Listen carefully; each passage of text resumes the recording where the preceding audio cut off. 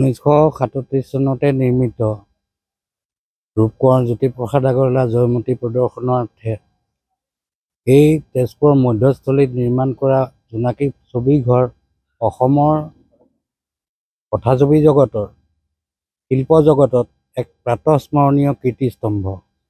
এই কীৰ্তিস্তম্ভটি সংৰক্ষণ সংবৰ্ধনৰ অভাৱত, পূৰ্বৰ ৰূপত স্বকীয় ৰূপত সজাই তোলাৰ অভাৱত জৰাজীৰ্ণ অৱস্থাত আজি প্ৰতিফলিত হৈছে।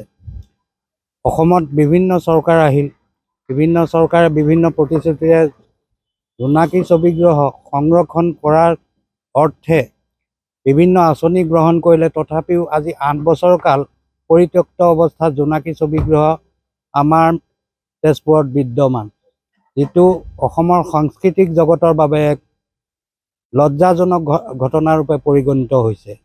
আমি চৰকাৰ পুনৰবাৰ দাবী কৰোঁ যে জোনাকী ছবিগৃহ অসমৰ সংস্কৃতিৰ ক্ষেত্ৰত এক ঐতিহ্যপূৰ্ণ কীৰ্তিস্তম্ভ হিচাপে যথাসম্ভৱ শীঘ্ৰে নিৰ্মাণ কৰি উলিয়াব লাগে। জোনাকী চিনেমা আচলতে অসমৰ চহকী সংস্কৃতিৰ এক ঐতিহ্যৰ চানেকি, অসমৰ প্ৰথমটো চলচ্চিত্ৰ গৃহ।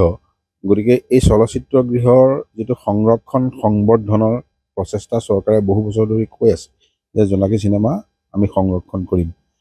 এতিয়ালৈকে আপোনালোকে দেখিছে যে জোনাকী চিনেমা কেইবাখনো চৰকাৰ আহিল আৰু বৰ্তমানৰ চৰকাৰখনৰ ব্যাপক তৎপৰতা প্ৰদৰ্শন কৰিছিল। ইয়াত চলচ্চিত্ৰ উন্নয়ন নিগমৰ অধ্যক্ষকে বহুগৰাকী ব্যক্তি আহিছিল, কিন্তু আজিৰ তাৰিখলৈকে এই চলচ্চিত্ৰ গৃহটো এনেদৰে পৰিত্যক্ত অৱস্থাত থকাটো খুব দুখজনক কথা। যদি চৰকাৰে পৰিয়ালৰ লগত কথা পাতি এই সিদ্ধান্ত গ্ৰহণ নকৰিলেহেঁতেন, পৰিয়ালে নিশ্চয় চলচ্চিত্ৰ গৃহটোক এক ঐতিহ্য ক্ষেত্ৰ হিচাপে গঢ়ি তোলাৰ প্ৰয়াস কৰিলেহেঁতেন নিশ্চয়, কাৰণ এই পৰিয়ালৰ লগত মোৰ এটা সম্পৰ্ক আছে, আত্মিক সম্পৰ্ক আছে ৰূপকোঁৱৰ পৰিয়ালৰ বৰ্তমান প্ৰজন্মসকলৰ লগত। গতিকে তেওঁলোকে চৰকাৰে যিহেতু নিজে দায়িত্ব কান্ধ পাতি লৈছিল, সিদ্ধান্ত ঘোষণা কৰিছিল, আমিও তেজপুৰৰ সাংবাদিকসকলে আপোনালোকৰ নিশ্চয় বাতৰি পৰিৱেশন কৰিছিল যে জোনাকী চিনেমা আগৰ পূৰ্বৰ আৰ্হিত ৰাখি সংৰক্ষণ আৰু সংবৰ্ধন কৰা হ'ব আৰু এক ঐতিহ্য ক্ষেত্ৰ হিচাপে গঢ়ি তোলা হ'ব। কিন্তু আজিৰ তাৰিখলৈকে এনেদৰে থকাটো আমি দুৰ্ভাগ্যজনক কথা বুলি ভাবিছোঁ। আৰু চৰকাৰে অনতিপলমে অসমৰ জাতীয় জীৱনৰ প্ৰাতঃস্মৰণীয় পুৰোধা ৰূপকোঁৱৰ জ্যোতিপ্ৰসাদ আগৰৱালা ৰূপান্তৰ শিল্পীগৰাকীৰ যিটো অসমৰ চলচ্চিত্ৰ উদ্যোগৰ প্ৰথমটো চলচ্চিত্ৰ গৃহ, এই গৃহটিক এক বিশেষ ৰূপত উঠি অহা প্ৰজন্মৰ কাৰণে ঐতিহ্য ক্ষেত্ৰ হিচাপে গঢ়ি তুলিবলৈ, মই ঐতিহ্যৰ এক চানেকি হিচাপে গঢ়ি তুলিবলৈ মই চৰকাৰৰ প্ৰতি বিনম্ৰ আহ্বান জনাইছোঁ। জোনাকী চিনেমা হলটো বৰ্তমান যাৰ হাতত আছে স্বত্বাধিকাৰী, তেখেতসকলৰ লগত চৰকাৰে কথা পাতিছিল আৰু হয়তো এতিয়াও পাতি আছে।